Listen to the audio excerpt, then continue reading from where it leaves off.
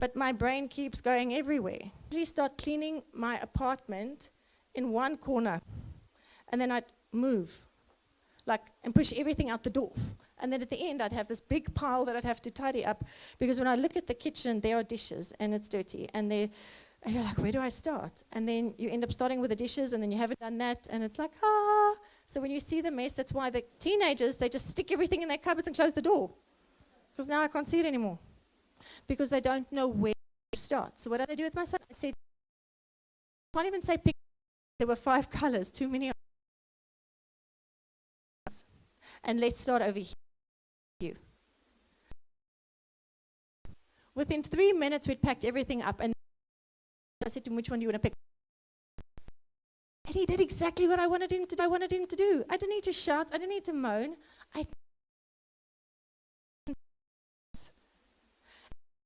Like my being lazy at the time. So when you're sitting in your classroom and that kid looks at the time. So when you're sitting in your classroom and that kid looks at you, how do you break it down? Someone, it's easy. Christmas tree, color, paste, shot, got it. But that other kid's like,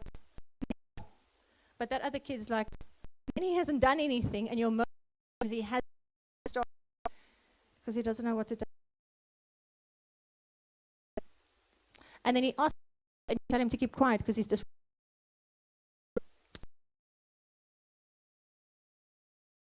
for not listening to you or following the it like it's your brain, not his brain. There is more than meets the eye with these kids. So, to look beyond what we see. The important the brain, and then it helps us to.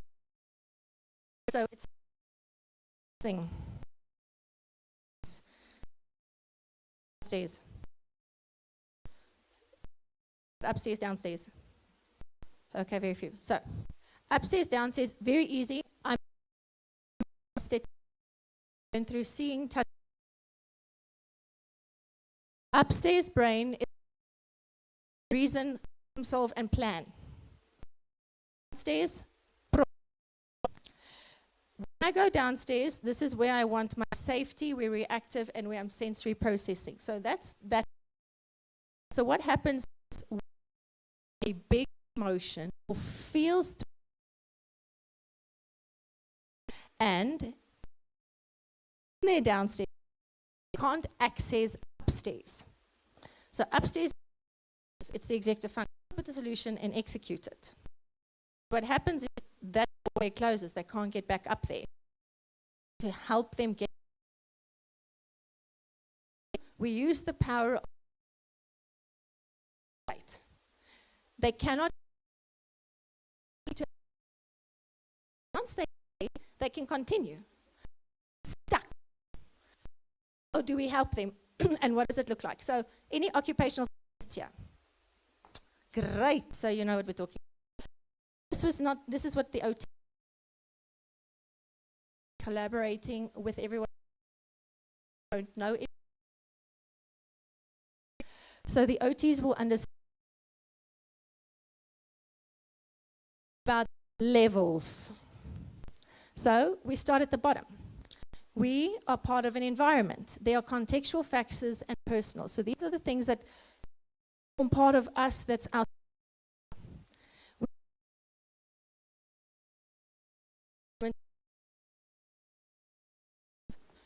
Who's doing this?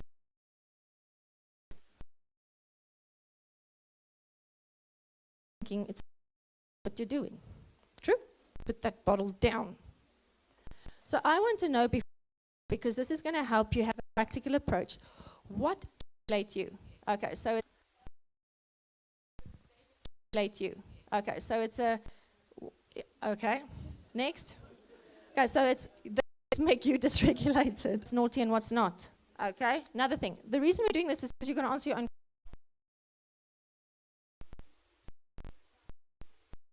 It's a disruptive kid that the class because fidget. There has to be more problems that you're facing. Yeah. Okay, so it's actually finding balance for yourself on how to approach different things. And also ADHD. Yeah, nee, life's tough. Oh, nee, life's tough. It's a challenge, eh? Yes.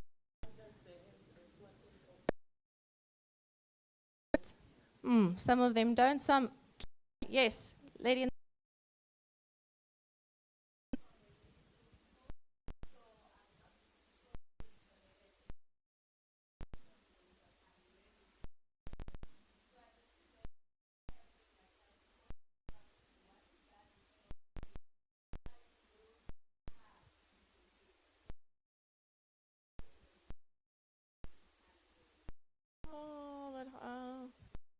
he says building cars, and then he'd rather build a car than listen to you. What grade are you teaching? Subject? No offense to you, but English is and that's why he's building cars.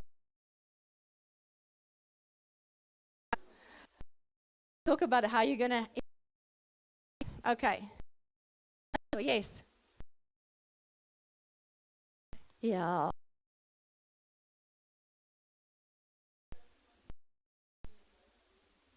Want to do anything. Okay, my question to you is, when does that not want to do it? Before break, after break? Immediately. When they are that coming into the class and having to sit down,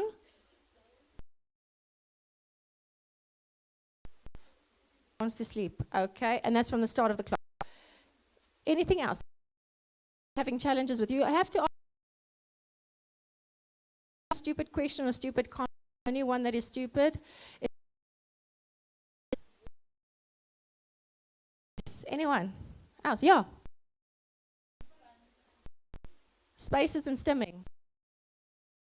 Why does stimming bother you? Does it bother you?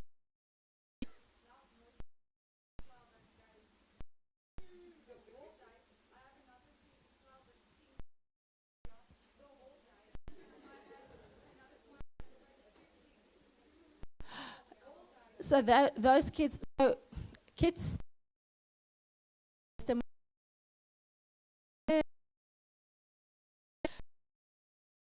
stopping them.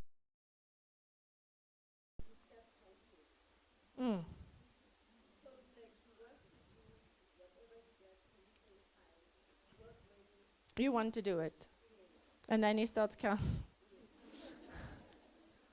Took him a while to warm up. Yes.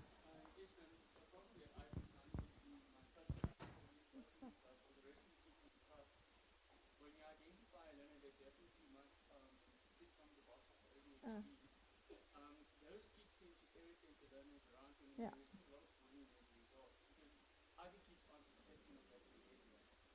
Okay. We're going to address that as well. It's part of the package. That's why they gave me extra time. So we're going to talk about that, and that is about the normalization of being different, and that's where your role comes in and your responsibility to teach that we are all allowed to be different, zebras with different stripes. And remember that bullying, and that is something that when we see someone is different, it's about how do we as adults teach kids about people being different. And how, because when you keep telling someone in your class, work faster, sit still, do it, you are telling the rest of the class, just try a bit harder, focus just a bit more. And so you're telling them that kid's dumb. So they then get the license for that. And it's not that you're intentionally doing it. You're not using those words, but kids are observers in general. And also, a lot of the kids that bully are being bullied. So it's called the bullied victim. If anyone knows about bullying and bullying, it's those kids that if I make someone else feel bad, then I can feel better about myself. And it's about understanding that this kid is different and it's weird. And yes, it's not necessarily your responsibility. It goes back down to the parents that should be teaching their kids this. And it's frustrating because you can see what it does to the kid that's being bullied.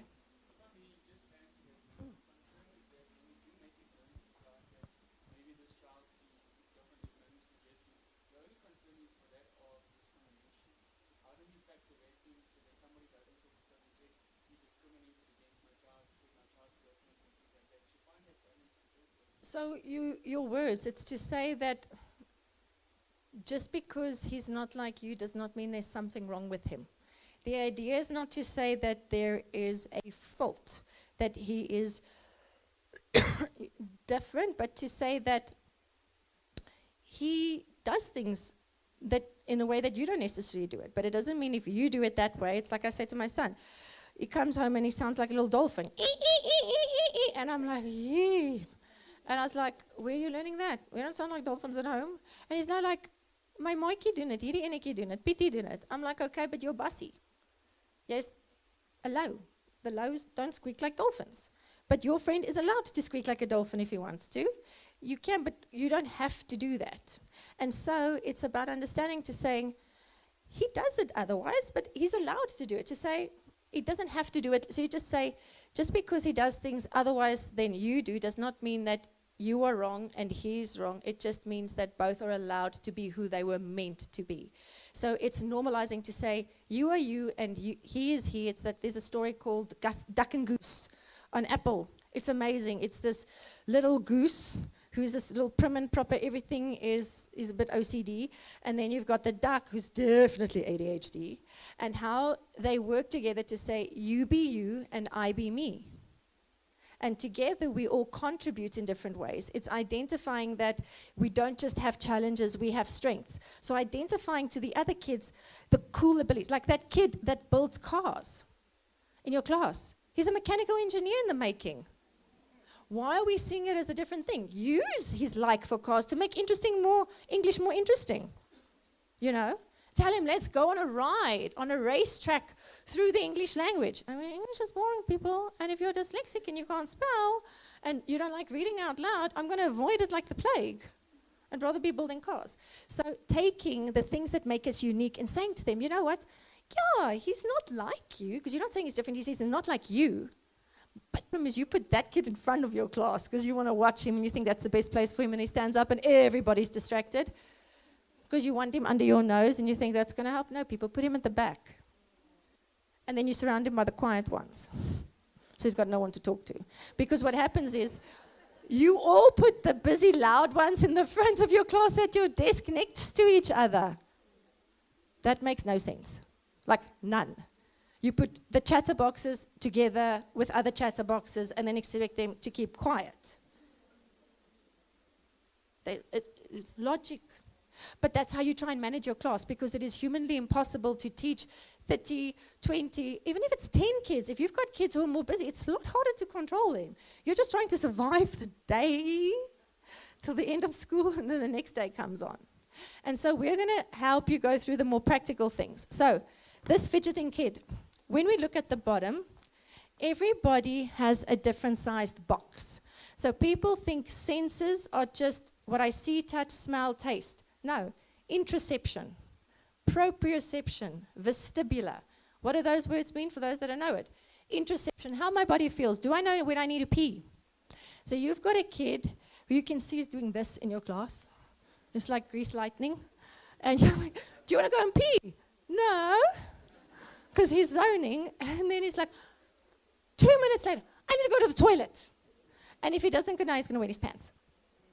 The reason is that is interoception. Do I know when I'm hungry? Do I know when I need to pee? Do I know where my anxiety is getting up? So those kids that go from 0 to like 360, they go from red, the green to the red, and they don't understand. They don't know where it's coming from, so they just implode because they can't actually feel that emotion. That is interoception, how my body feels on the inside. Do I know when I'm hungry? When I need to pee? Do I know when I'm thirsty? Can I, if I'm working, I shut off my bladder, I have no idea, and then by the end of the day when I'm done, I'm like, oh, I really need to pee now. But I probably needed to pee like 4 hours before that. That's interoception. Proprioception is my relation to my environment. Those kids that crawl under stuff and they come back out and they knock their head every time. Or they keep crawling for like a meter under whatever they're supposed to crawl, and then they come up because they don't know how close they are to everything. The ones that bump, in Afrikaans we call it loop en val. That was my nickname by my mom. Like I would fall over my own feet. I will fall and trip over that one little brick that's off center, over my own feet. That clumsy kid, the one whose core's really bad, it's because I don't know how my body feels with my environment. Vestibular is balance. The kids that when they climb on a slide, They like sit like this on the top of the slide. I'm not going to stand up. I want to be as close to the ground as possible. And you as my teacher are trying to make me get on these things and walk, and I cannot because I don't know how far I am from the ground. And then you get those who are the supermen. You can't jump from there. Oh no, yes I can. Because their depth perception is nothing. Because their vestibular, they don't realize where my balance necessarily is. So I'm just going to go.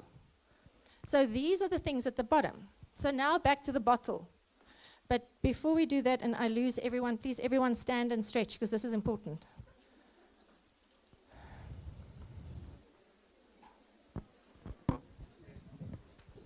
Okay. I'm afraid I'm losing some of you.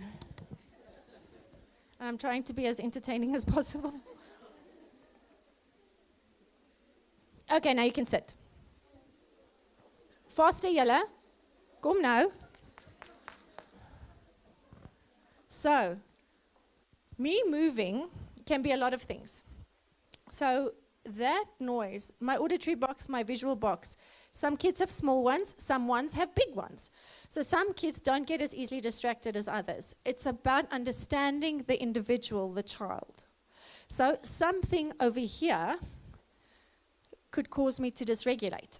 The next step is my perception. So how do I perceive or experience the simulation that I'm getting? So how does my body take it in? My muscles, my joints, my sense of movement. So it's more complex. So over here is the aeroplane. How many of you heard it? How many of you did not hear the aeroplane until I said the word aeroplane? You don't have ADHD. But the rest of you heard it, right? And then when I said it, it got even louder. Do you see the difference between background and foreground noise and how the brain's supposed to switch it off? But it doesn't. So this is the input like that. Then this is how I perceive the input. So the aeroplane.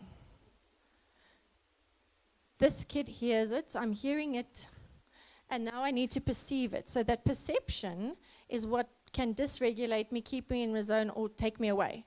Sensory motor development. It's the control of my body, gross motor, fine motor, eye movements, oral. Those kids that chew everything in your class, yeah, your teachers aren't going to like me because I write letters to give them chewing gum. And I'm going to explain why. Because if you are an oral regulator, you do that to keep you focused or to bring you back down. And we're going to talk about that now. That then builds up to here. My praxis, I'm forming ideas. What do I need to do? Making a plan. You're going to do the Christmas tree, cutting out, understanding what are the things I need to have. How do I start? How do I end? What are the steps in between? That then comes to executive functioning. How do I self-regulate myself? So now I'm hearing all of these things. How do I keep myself here? Motivating, thinking. And then that builds up onto the other things, like eating, sleeping, because these have an impact on all of that. So this is going from the bottom up. You're starting at sensory integration, going up to social and emotional development. Understanding that sleep, eat, play, schoolwork, sports, social skills, and self-care have an impact on everything we do. So me playing with a bottle can be what? Irritating, right? No. So when I move and I fidget like you're doing with your leg, that is you are in the green zone. You're focusing. But if I had to tell you to stop moving your leg, you're going to take all your brain power to stop moving your leg, and you're going to stop listening to me. So when a kid is doing something, chewing on a pencil, fidgeting, drawing, they are up here. They are self-regulating. They are doing that because they're in a good space. And if I keep doing that, I'm staying in my good space. But now, it's the end of break, and I have to get back into class, and I'm fidgeting. I'm not self-regulating anymore, but you're seeing the same thing. I am trying to keep myself in the green zone. So that movement is how I try and bring myself back to try and self-regulate, because I'm overwhelmed. And sometimes it's like when they get letters from me, you guys, to say the kid needs a pillow in the class, the cushion, the elastic band, the chewing gum, the fidget. And they're like, oh my goodness, can you just pick one? Because now everybody's going to want one. Yes, everybody should have an elastic band in your class. Should have fidgets. Because at different stages, they need things to help them regulate. Because at different times, these boxes become overwhelmed. And each of those things help to bring those kids back into the green zone. That is where you want them to be in order to work with them and teach them. So what looks like one action can be meaning a multitude of things for that child. But it takes you to actually understand where that child is. So the kid building the cars with paper is probably listening. I had a matric teacher, maths teacher at Maragon, say to me, all she wants, she's a matric maths teacher. The kid must look at me. They must focus, they must watch what I'm doing, because then I know they're in the zone. I have them. I'm like, no, you don't. The kid that is looking at you knows that if they look at you, you're going to leave them alone and they can be wherever they want to be on whatever planet. It is the kid that is doodling. The kid that is fidgeting, not looking at you, that is actually taking in that information. It is why I physically need to be doing something in order for my brain to function optimally. So in your class, that kid building that, he's doing that because because it's boring, I have to try even harder to stay there. So I need more of that to actually keep me going. And so if you had to carry on and he was building the planes and you had to explain the work and ask him whether he understands it, does he understand the work you've done when he's building the cars? He does. Yes. So it just depends on the way in which we teach. Are we teaching or understanding where that kid is in what zone? And this is this.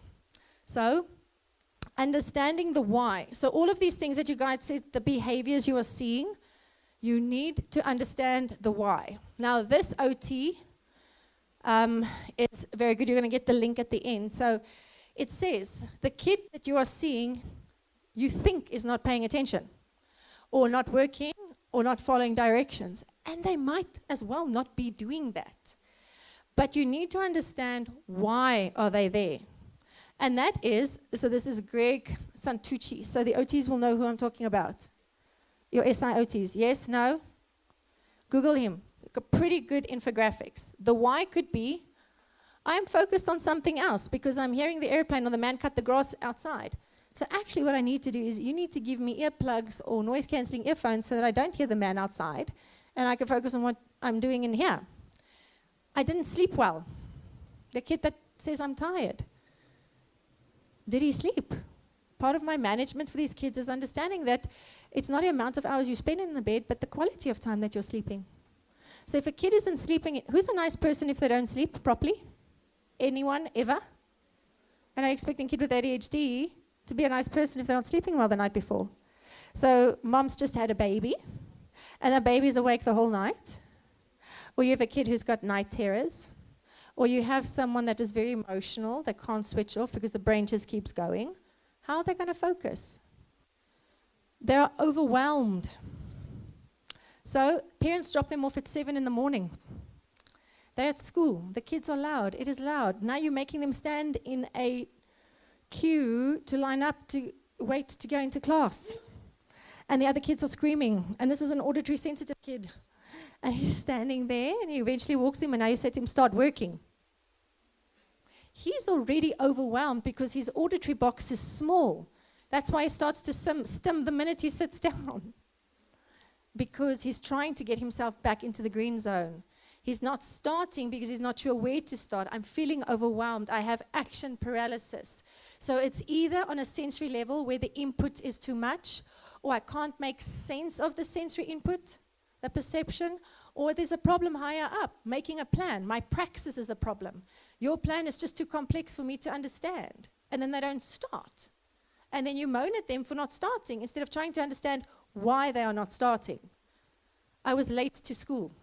So if you've got a kid who's autistic and ADHD, their autism helps to manage their ADHD a little bit better. So they are late. They don't like being late. They need things to happen the same way. I'm now anxious. I'm stressed. It is not planned. Now I have to stand this. You have now decided that on a Monday, when we usually go to assembly, we now have to start here. I can't do that because now you've changed the plan. I am not in control. My anxiety is going up. I will not go. I will sit here, and you will not make me do anything. And you're like, you just have to get up and go. But remember, for kids that are anxious, and these are for ADHD kids as well, when I know what comes next, I'm in control. I do not have to be anxious. I do not have to worry. I have predictability. The minute you change that variable, you take their predictability away and you gauge in fight and flight. It's like there's a lion at the door. Half of you will probably freeze and think, if I think I'm a tree, the lion is going to think I'm a tree. So I'm just going to sit here and kumbaya, I'm a tree. Lion, I'm a tree, do not see me, do not eat me, I am just a tree. The rest of you are going to run out the gate as far as you can to get more distance between you and your lion. So you are flight. Then there are a couple of brave souls who will say, lion, let's go. It's me and you. Let's see who comes out on top. Those kids that fight, you do this. No, I will not. Why? Because if I make the decision, I am in control. I know the outcome. So I'm going to fight to have the last say, because if I do, I know what is coming next.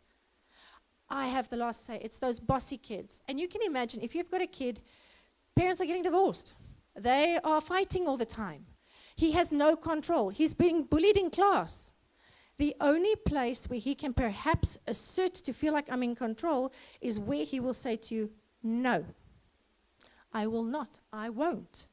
Because that's the only place where he can express control. So you are seeing a kid who is arguing, who is being disrespectful, who is not doing what they are told. All he is doing is trying to express some autonomy over his life, to have a say in something. And then you see him as being disrespectful and not wanting to listen. But it's actually a kid who just feels like, I'm so overwhelmed with everything. Anywhere where I can maybe have a say and make the decision for myself, I'm going to do it. Because how many of you as adults, if I say to you, you must go there now, and you must do it the way I want you to do it, you're going to be like, who are you? Why? Explain. What are the reasons? So us as adults want people to tell us how it should be done, and explain. But yet we expect kids just to do it. Are they not also little human beings with autonomy? How do we teach them to be respectful adults? So that overwhelmed things, the stress at home, it's too loud, I am hungry. Not everybody eats breakfast in the morning, and it's not a choice. Some do not have food to eat. How many of you can concentrate if you haven't eaten? You get what they call hangry. So, don't kids get hangry? Why do you think I keep a snack in the car when I fetch my kids from school? Because they're hangry. Their blood sugar drops. My shirt is itchy. So you have a kid who is sensory sensitive, and so we're right at the bottom. They are dysregulated because that shirt, school uniforms are not comfortable. They are starchy and they are uncomfortable. So now you have a kid whose shirt is the whole time bothering them. They can never get into the green zone because on that basic level of sensory, how I'm perceiving it, this thing is super annoying. It's the underpants, it's the panties, it's the socks. And then we tell them you have to wear your uniform like that because that's what we say. So some of you might experience that when you've had a long day, I'm like that. Sometimes even the feeling of my clothing on my skin is annoying. It's super sensitive. So don't touch me, don't hug me. I will smack you if you come near me, because the mere feeling is intense. And other times I'll go to my husband and say, give me a hug, and then I want a hard hug that literally feels my intestines are coming out the top. Because I need deep pressure to help me regulate, but other times it's that sensation. And so we expect that everybody responds the same way, but they don't.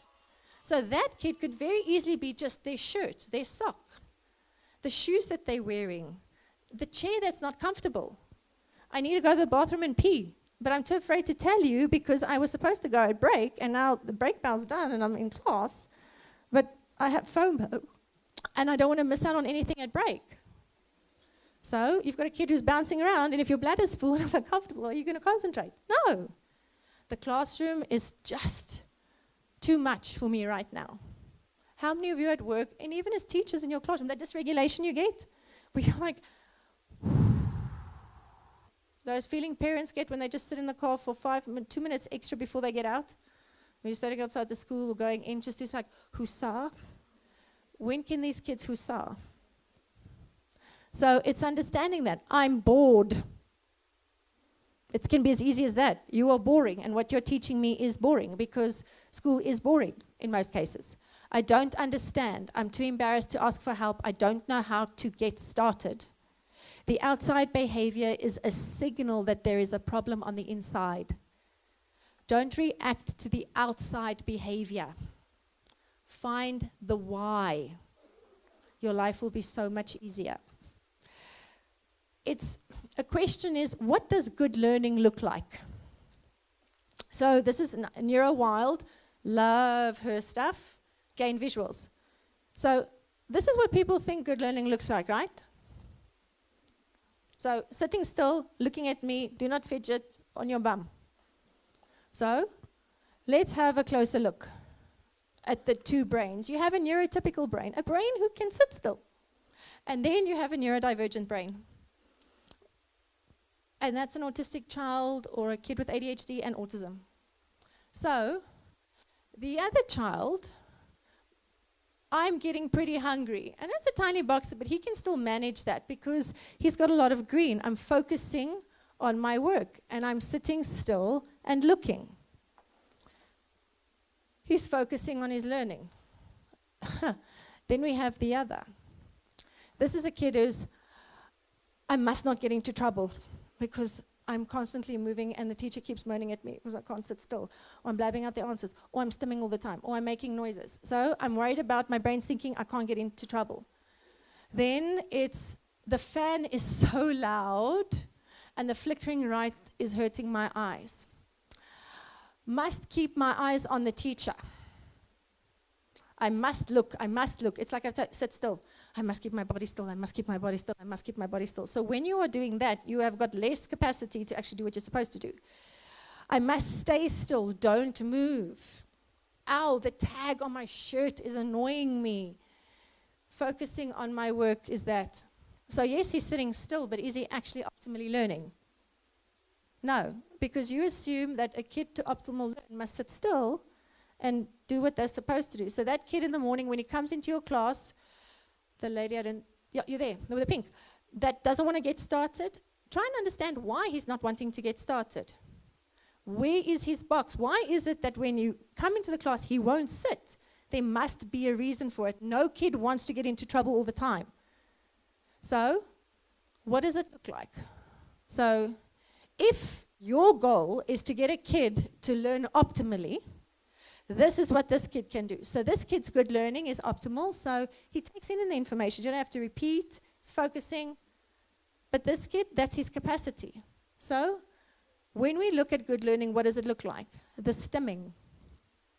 No eye contact, movement, a fidget tool.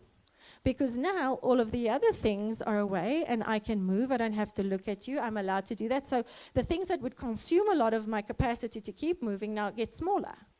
Because I'm allowed to wiggle. I'm allowed to bob up and down. And remember, if you don't want a kid fidgeting on top of his table, give him an alternative. Children that jump on your furniture do not want to get into trouble and have you shout at them for jumping on the couch. Their bodies are telling you, my body needs this movement right now. But you're ignoring it. So he's going to keep doing it. If you don't want him to do something, give them the alternative. So this is the right way for that child to learn. Because then we have optimal learning for both. And how do you achieve that? Like you said, in your classroom, how do you go from one class and having all these kids and doing it for every kid? It is actually not that difficult. So we talk about a relationship, and that is a meaningful, emotionally connected and engaged relationship with that child. Get to know them and be known. You spend more time with them than their family does. The sensory perception and the regulation and reactivity. It's an entire wheel. So, teacher-parent meetings. Happens once a term, right? How many of you tell the parents that the kids that are not an issue, please don't come, it's not necessary to come and see me? Do you guys do that? Sometimes you're like, or you'll just tell them, I don't have an issue, everything's okay, or they come, but you spend like 2 minutes and it's like, boops, out, so you can spend time on the kid that's actually an issue. True? It's what happens. Okay.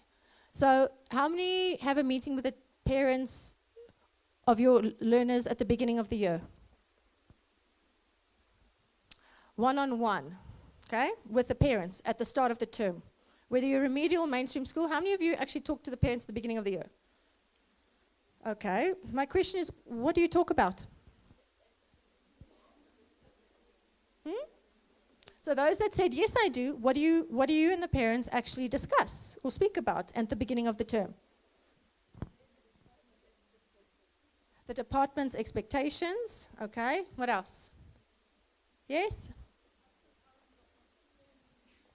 Ask about the family. Illnesses, sicknesses, treatment, okay. Anything else? Yeah. Issues. Okay.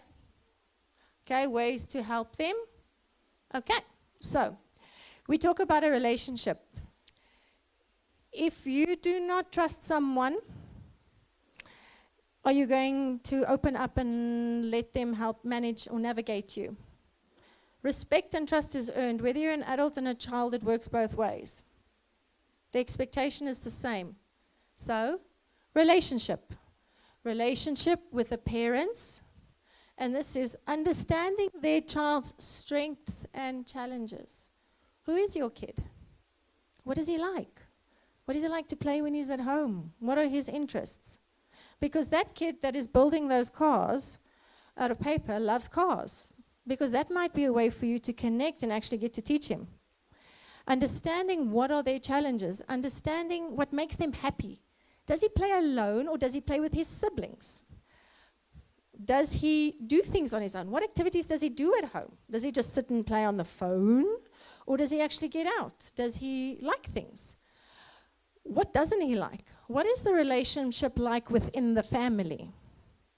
So, is he close to mom or dad? Does dad live in or mom away? What is the dynamic in the family? Does he live with gogo? Well, now you're seeing mom, but mom's got no clue because mom's working in another province and the kid is living with a grandmother. And you're speaking to the parents, but they've got no clue who their kid is. Do they understand what is the kid's relationship with animals? Do they like animals? Do they have an animal? Because a lot of our kids actually have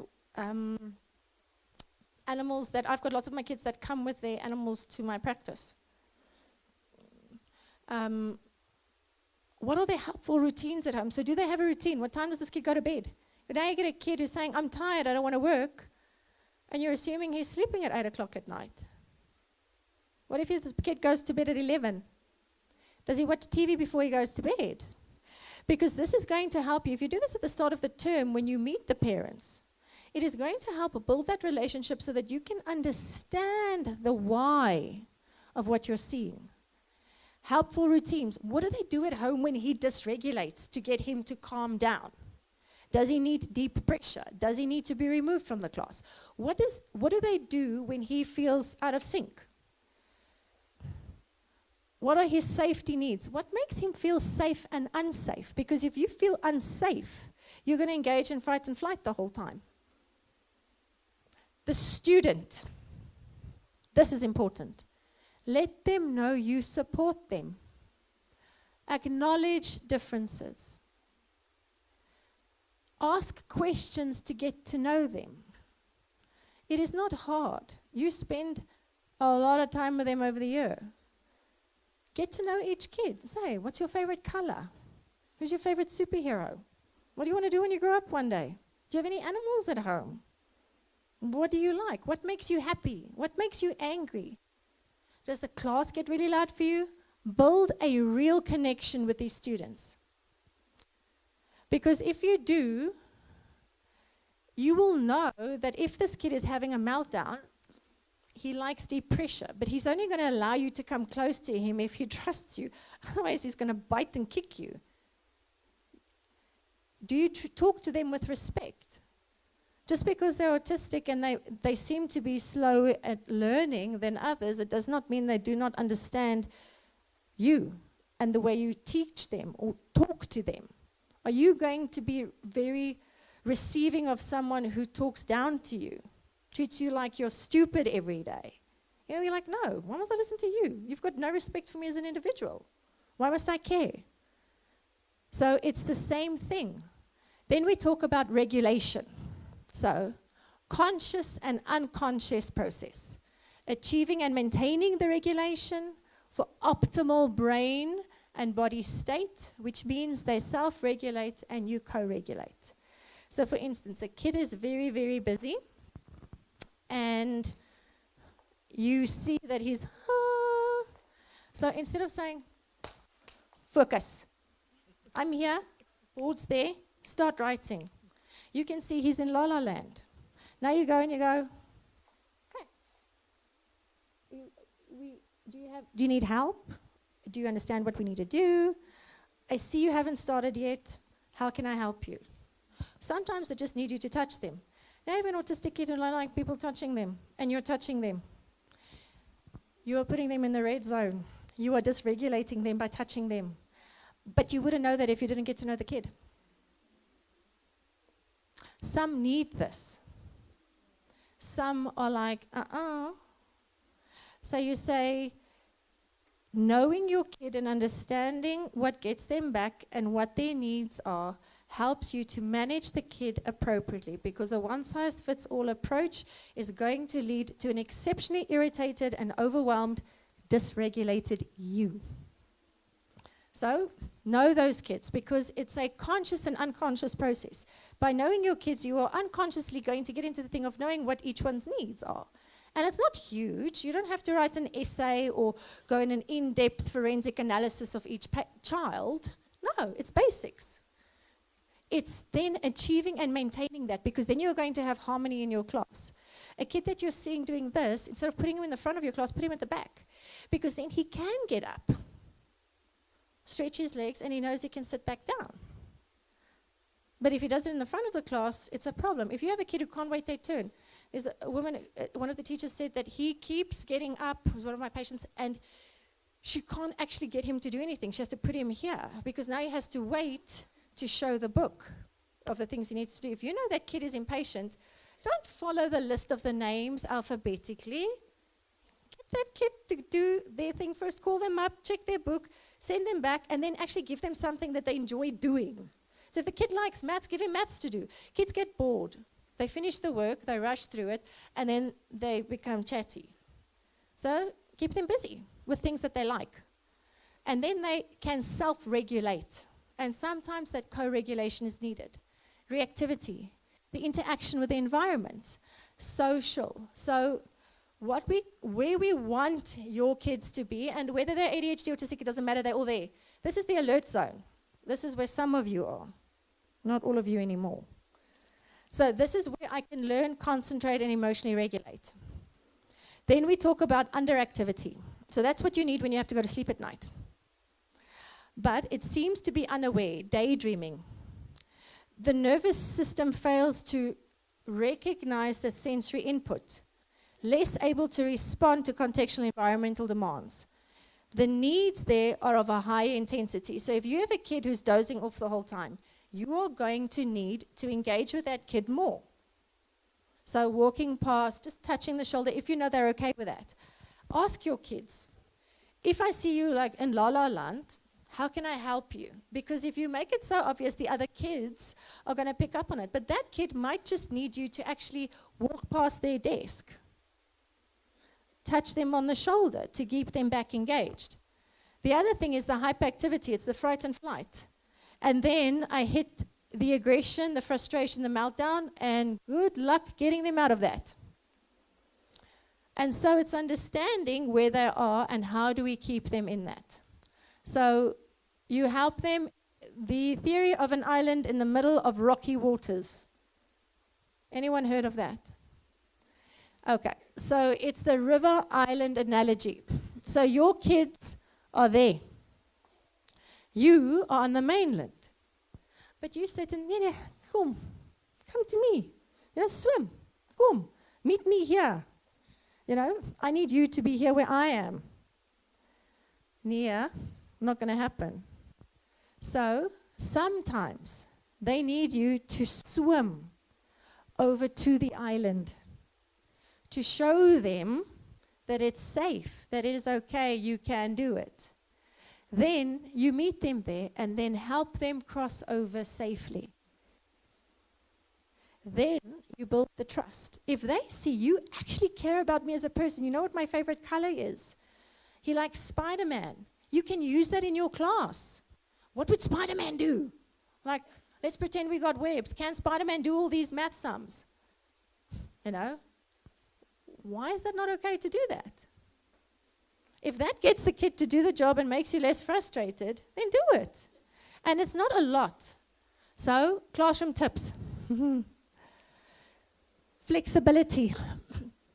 So, different methods needed for different children. And it's not major. You guys have to get through a curriculum. You have to do the assessments. You have to teach them. You have to get everything done and do it within a certain period of time.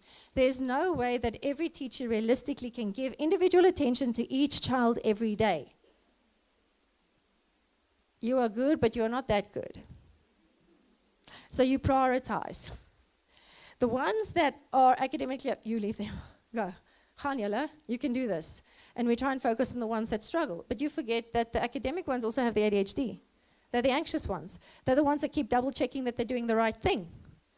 The ones that don't like group work, because then I'm going to get my marks taken down because you're not going to do it the way I'm going to do it. The ones that by the time they get to grade 7, even though they're a duct scholar, get a merit for spelling the word a lot correctly from their English teacher. That was me. I still can't remember if it's 1 or 2. Words, that is. ADHD, but never seen. Why?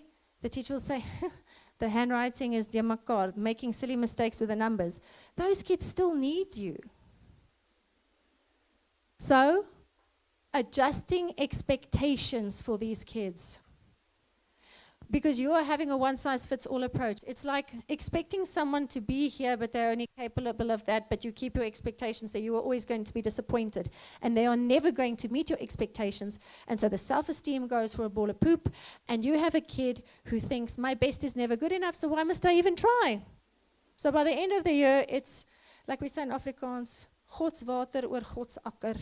It just means let the water flow, let's just carry on and we'll get there, because why must I even try? Everything I'm doing is not getting it right. Reward charts, people. Aish. They are unrealistic expectations on kids. It's like those cards you get that if you read, you get a sticker and you can get a prize for the amount of books you read. Yella, if you're dyslexic, you don't like reading out loud because it takes you very, very long. I was always 4 reading books behind the other kids in the class. So I would never get a prize because I would not read at the pace as the other kids. So the expectation put by my teacher to try and motivate me did not have the desired effect. But other kids could get there because they would read through 6 books to her and there was no problem. They went from the green to the purple to the orange. Yella, I'm still stuck on blue. Ben and Meg sat on the mat. So you are putting an expectation I can't reach, and then I'm going to think I'm not capable, so I'm not going to try. What about adjusting that for each kid? Having your reward-based systems, not for necessarily the behavior. So having a kid that sits still in your class and doing what you're supposed to do, dis hoekom jy sterretjie kry. I had a kid, there were owls, and there were black dots, and then there were gold dots. This kid got 1 black dot. She, hyper-focused, had nightmares about the 1 black dot and never thought about the 20 gold ones she has. So what do? They work so hard, push through everything just so that I can achieve it, and I'm going to stay on top at the compromise of everything else. So when you are doing reward charts, make sure that every child can accomplish and achieve. Because people with ADHD hate criticism. We do not respond well to it. We like instant gratification. Do not tell me in 3 weeks, I did a good job 2 weeks ago. You ain't going to motivate me. I want to know now. If I get feedback now, instant short gratification, it helps me stay motivated. So make sure that every kid in your class, and you'll do that by knowing them, what they are capable of doing. The other thing is 2 or more different ways of illustrating understanding. Some kids are visual learners. So by talking, they ain't going to get it. Half of you are already going, this woman's talking and she hasn't stopped yet. Some of you like pictures more. So when you're explaining the work, do it in more than one way. Think outside the box. The GDE gives you guidelines. True? They tell you what is expected. But you can add your own flair. Understanding the kids, the beginner of the year understands how they work. Knowing that inclusion, so practical ways of including students in things, is important. Because if you feel included and part of something, everybody wants to belong, to feel like I fit in, like I have a place. But not, and if you don't feel like that, you're going to withdraw more, not want to engage more. So are there creative ways that you can get these kids to engage with you? Focus on their strengths. Brain breaks, flexible seating, sensory tools, visual aids. We call it scaffolding. Any of you know about scaffolding? No? Yes? Okay. Scaffolding is easy. It's that kid that wants to cut the Christmas tree, and you've given them instructions. Other kids can do it. This kid needs scaffolding. So what is a scaffolding? You literally have, if you know that this kid struggles, you have a paper, and when they're older, it's literally just say, what do I need for the task? Scissors, glue, pencils. You put it there. When am I completed? When have I completed the task? When I have done 1, 2, 3, 4. What are the steps you need to do? Color in the circles. Color in the tree. Cut it out. Stick the circles on the tree. You have only completed this task once you have stuck it in your book. And that is not necessary for everyone, but you can literally print out a table.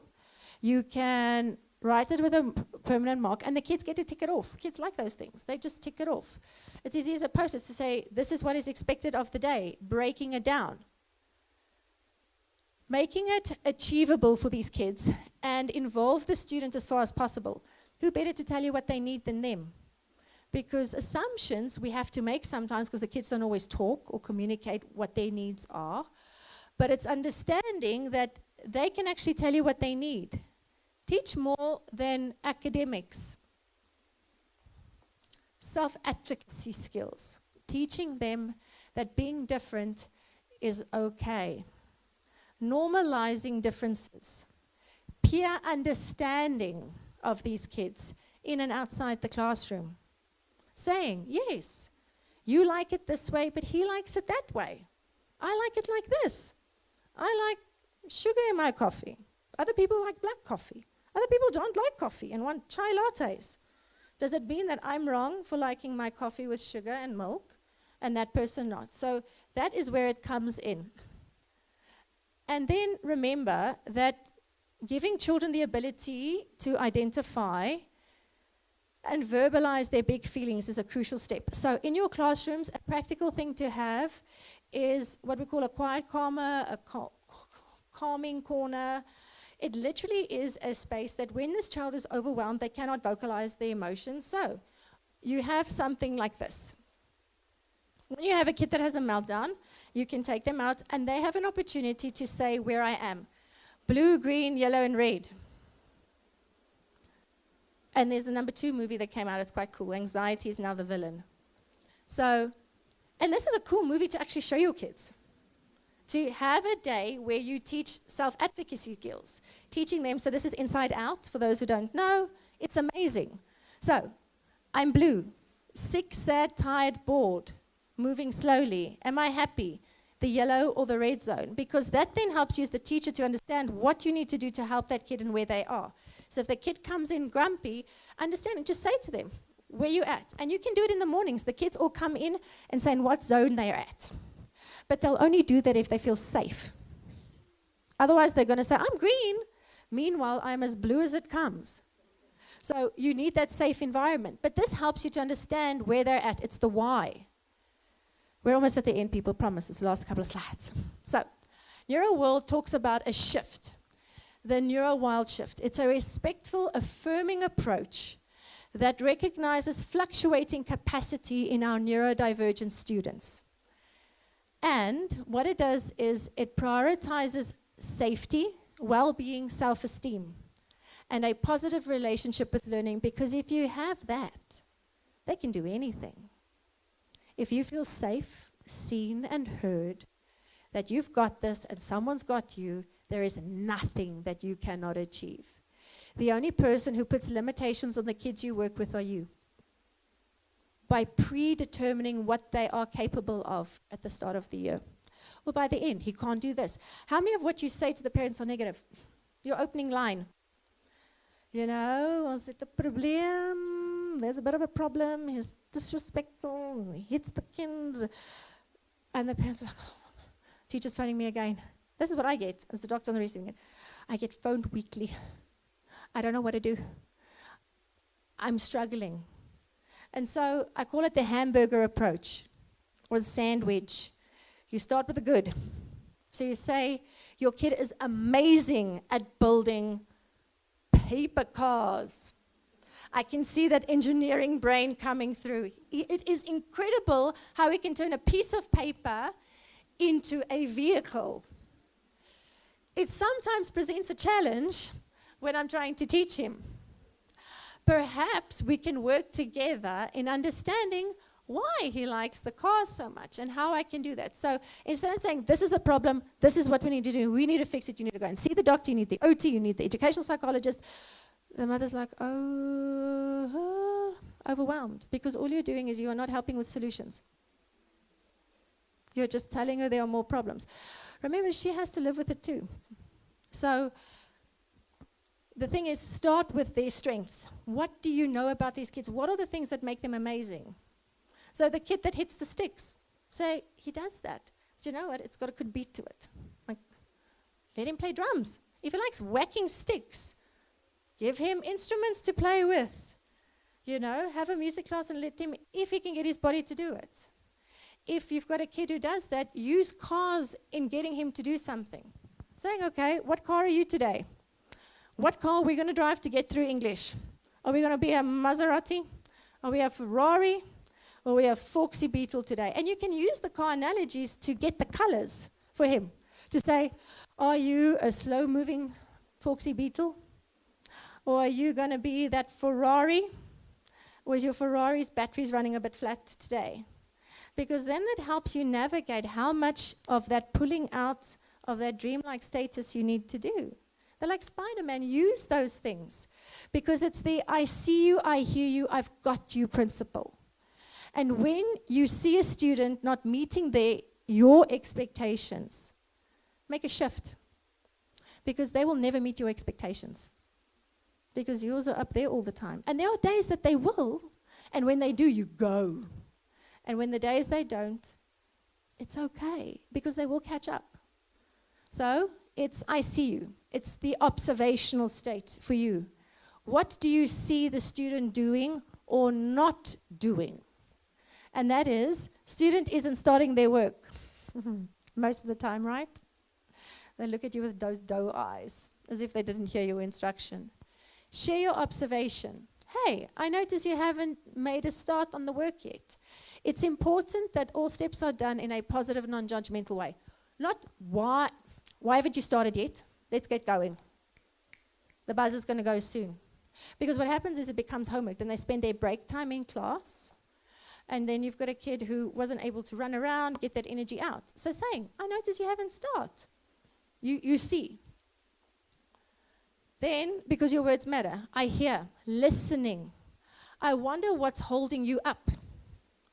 Hey, what's going on? I see you haven't started. Is everything okay? Because you're giving a platform for them to actually feel free to actually tell you, listen, I was thinking of the cricket match this afternoon and I didn't quite catch the first part of what you told me to do. Or I'm not sure if I need a pencil or Cokies, or do I need my glue and my scissors? And that's where the scaffolding comes in, because if you've already got that on the desk for them, that problem is solved. Then you invite the student to share their perspective. They may have a specific issue that can be fixed easily. Needing a pencil. Or my pencil's not sharpened because I've lost my sharpener. Or I can't carry on because I can't erase the mistake I've made because I don't have an eraser. Easy problem to fix. They may give you more complex reasons. It's too hard. It's too boring. I don't want to. I don't get it. They may only be able to shrug. I don't know. Then, I got you. The adjustment stage. It may be very hard to know why a student is having a difficulty meeting your expectation. Teachers often won't have time in the moment to have a long conversation about it because you do not. Keep the following things in mind. Kids do well if they can. Dr. Ross Green says, this child isn't making a choice to do poorly. Always remember that first. None of the kids you have don't want to meet your expectations. Do you ever want to disappoint your family members, your loved ones? Is it something you set out doing every day when you wake up? Like, I'm going to irritate you today because I want to. And I want you to be on my case.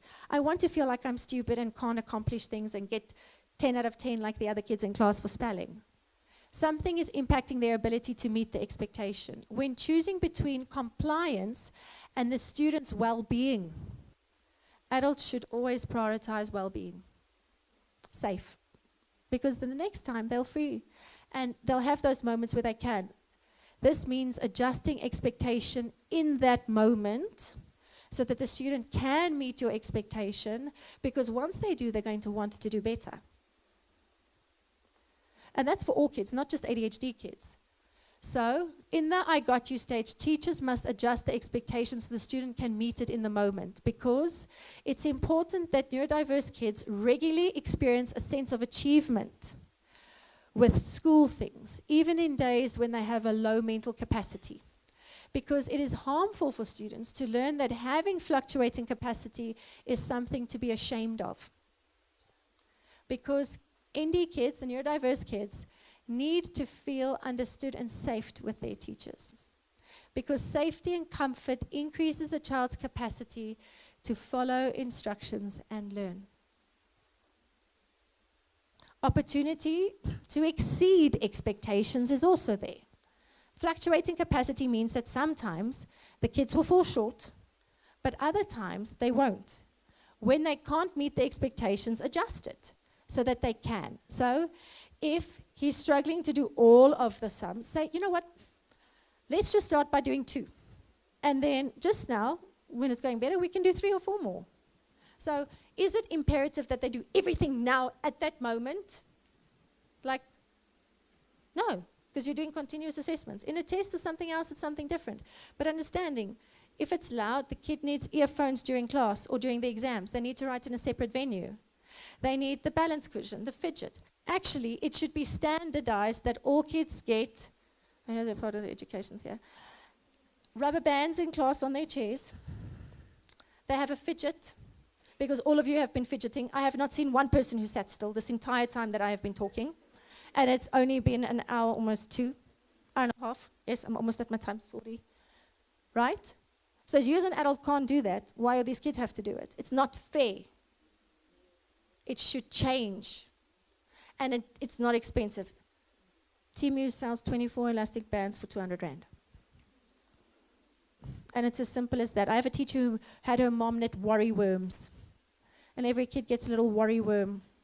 So if they need to play with the worry worm, then they play with it. If they don't need it, they don't need it. But it's there. Because then the bullies aren't going to bully that kid, because he's the kid who has a chewy in class, who has the elastic band, and there's something wrong with you. Because why do you have all these things? Because you can't do it like I can. We need to normalize these things. To say to, you're all allowed. When my kid gets to grade 1, I'm going to sponsor everyone an elastic band. I'm going to be like Oprah Winfrey. You get an elastic band, you get an elastic band, and you get an elastic band. You all get elastic bands, and now you can all get a worry worm. Because if that helps you focus, it will make your life as a teacher easier. Because that body moves. It is when they do meet your expectation, prove opportunity to excel. So in those moments of brilliance, instead of the utter nonsense, then go. push them a little bit more, give them a little bit more. That's where that balance comes in. Because, oh my goodness, your brain finished these 6 words already. It must be feeling really good today. I wonder if we could try maybe 2 or 3 more words. What do you think?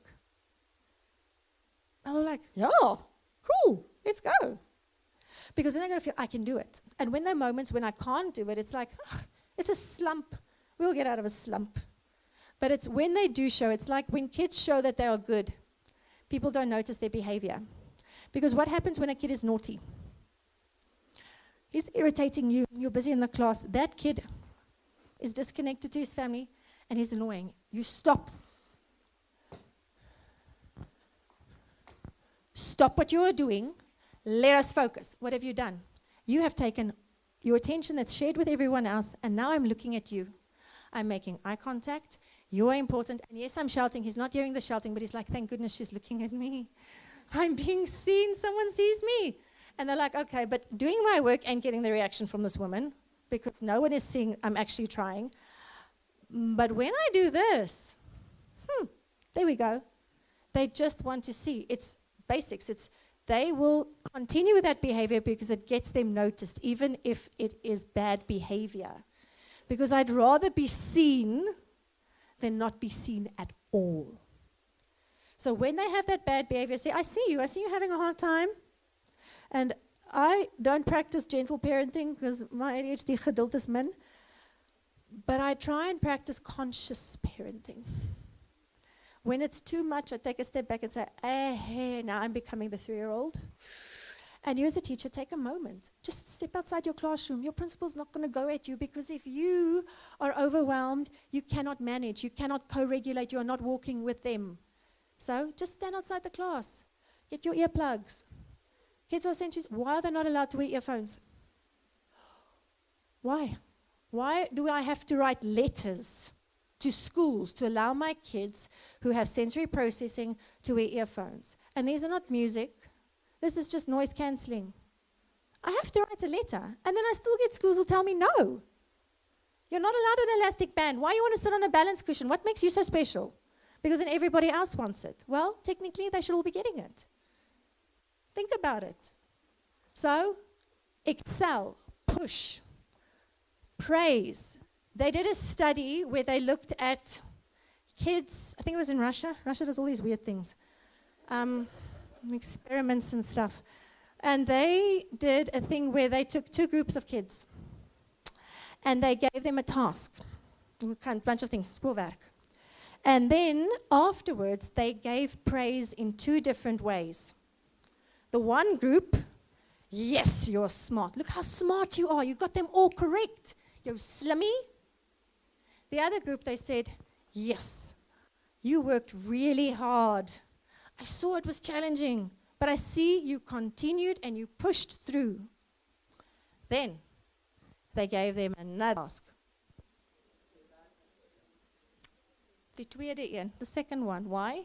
Because the expectation on that kid was, I got praise because I'm smart and I got everything right. And now I'm not going to do that. I'm not even going to try because it gets hard. I'm going to quit. It's because I'm not going to meet your expectation. That is too much for me to disappoint you. But the other group learned, I'm going to get praise even if I get 2 out of 10. I was present. I was there today. I showed up. And then they're going to say, it's that thing, progress over that we first time to invent. It was. He said, I did not fail 99 times. I found 99 ways how not to do it. Yes, I did it right. And if I didn't get it right, okay, you didn't get it right. Let's think of a way of how to do it differently. If they're throwing a paper error, it didn't fly far, I failed. Did you learn? Next time, do principle you can apply in your class. These kids don't fail. They don't want to. Their brains are wired different. Okay, this isn't. We fix it. And remember, your kids aren't broken. How can we do it different? What can we do? So the video I'm going to show you is quick. It's 3 minutes. It's my closing statement. Over. So, yalla, sorry. YouTube, I'm technically challenged, so I couldn't put the video in. Oh,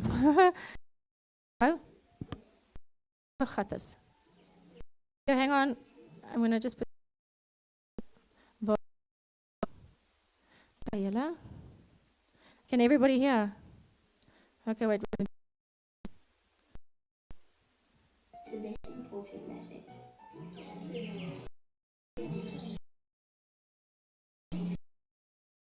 Oh, is it not?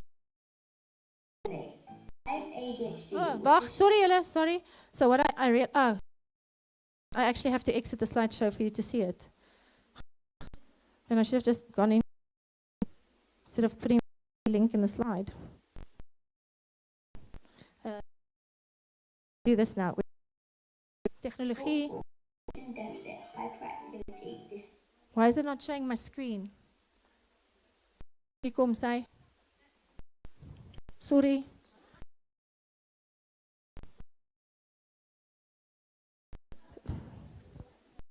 Can't be good at everything, Yella.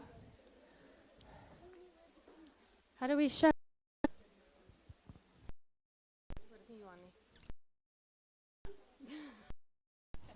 I blame you, want jy het vir my gesê it gaan work. No signal?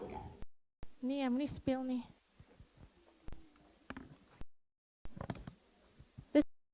This is from a child's perspective. See something happening? Puff.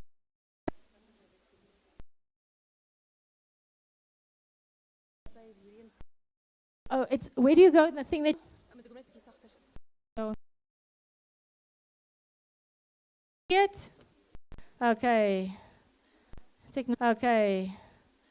Technology wins me sometimes, Yella.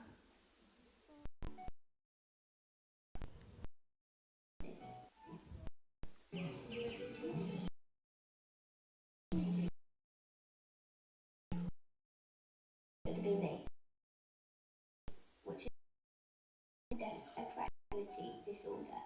It's a fancy name for people who find it hard to concentrate.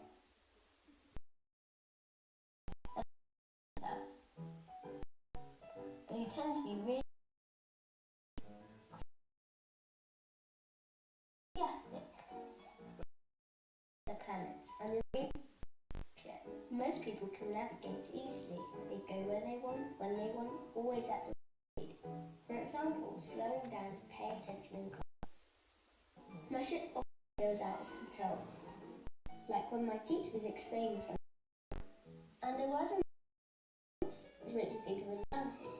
My brain keeps connecting till I'm where I'm supposed to be.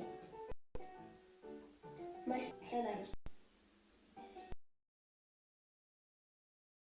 Solving problems. When I don't walk it is pointed in the right direction, I can find it that nobody else has thought of. I need to do so I can think. Fidgeting, walking my chair, biting my nails, even talking. It's the same kind of attention. Helping me so I don't get distracted. It can be too. I love doing a school job. You know, and endlessly curious activities. See me as brave. I'm a speedy brain. Think about the risk. I don't do anything. I bring work stuff. When I would see nonsense, I never do anything right. And sometimes angry. And it's because I'm fun to be around. When I don't know when to stop and do things. I feel like things worried because they don't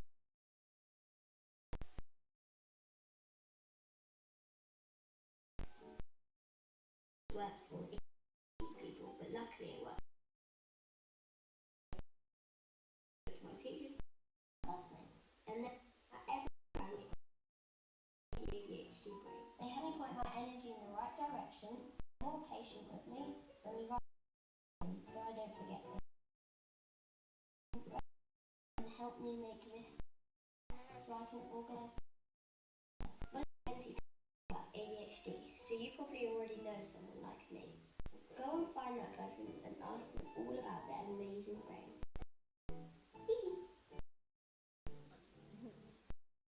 So remember, kids that you see that have ADHD, kids that have ADHD, have ADHD.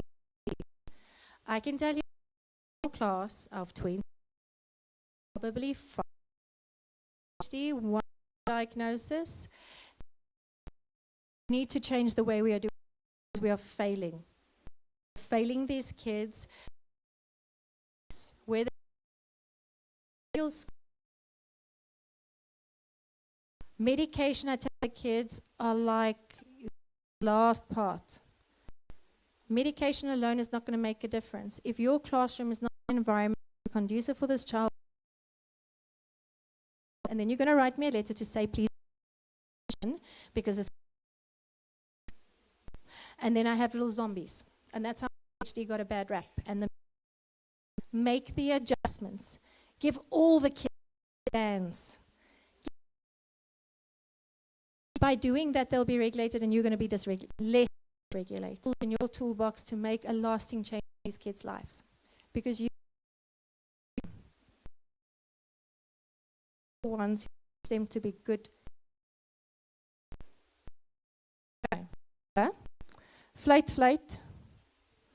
My story is uit. Because sometimes it's the people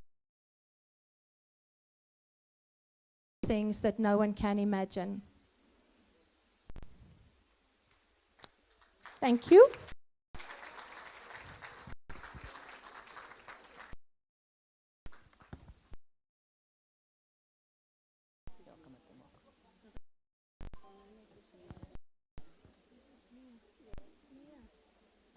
And there's questions later if you have any.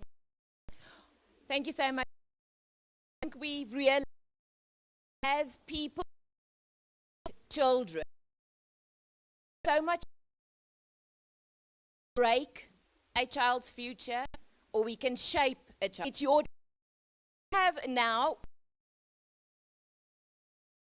We're hungry, so I got for you guys, or brunch. But before we do that, program per time, and so but there's going to be a program. Moses Murray and Nancy Mukadi will do this their presentation together, and only be after lunch, so we're not going to keep you any longer. The exhibit, there's 13 exhibits, so I want you, because you guys behaved, we're going to you with a few prizes lunch before brunch time. The exhibitors, if you're going to there's 13, please use browse around. If you want a worry worm, you can go buy your own one now. So and on the left under the afdak there, please. You will only get one packet. You have to hand in your number. Oh, sorry, give your lunch. We'll give you a parcel. Please don't take a friend, because then we have a confusion and we can't keep track of it. Another thing, codes are stuck up. Please make sure for register with the QR codes. There's also a QR code for the Q&A. So please, if there's questions, go scan, and then you guys your. All right. Then we're going to do the first draw.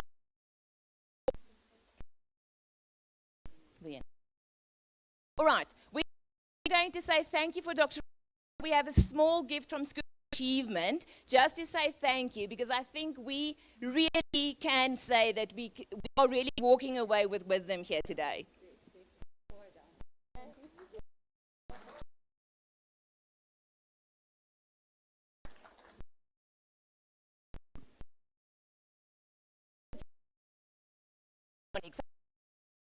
Come to me and they will say, ma'am, I have a brain because I just had brain freeze. So you don't have to go break time and to just check.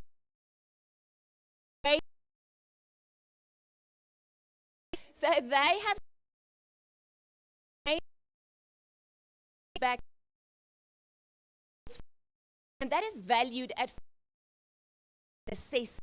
That's amazing. So you can even go check if you have a brain at break time. Go check them out and see if you have a brain. So our first person that wins feels like a lotto. 182. Oh, yeah.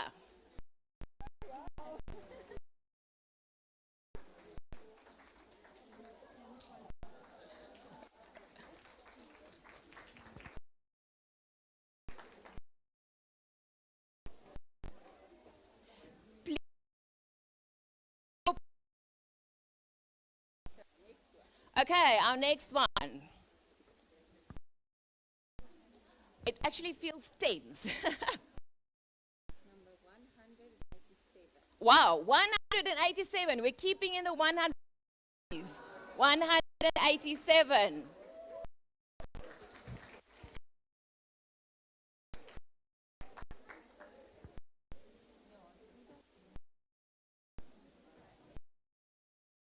Because you are later, we want to check if it is there. That's why we're in the and 2.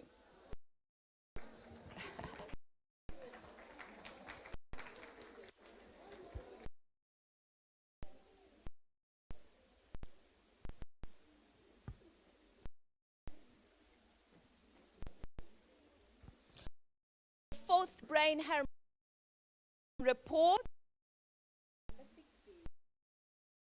0.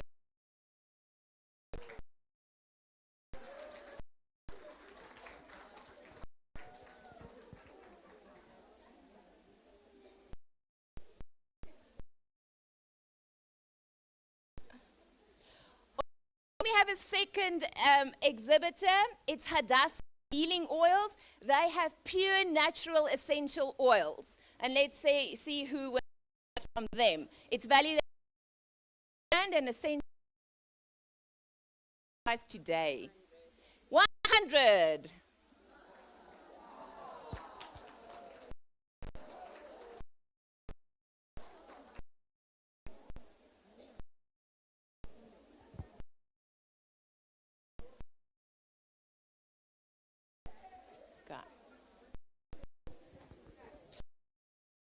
One has attendees. We invite you to get your lunch or brunch, and please go visit our visitors. We will see you very much.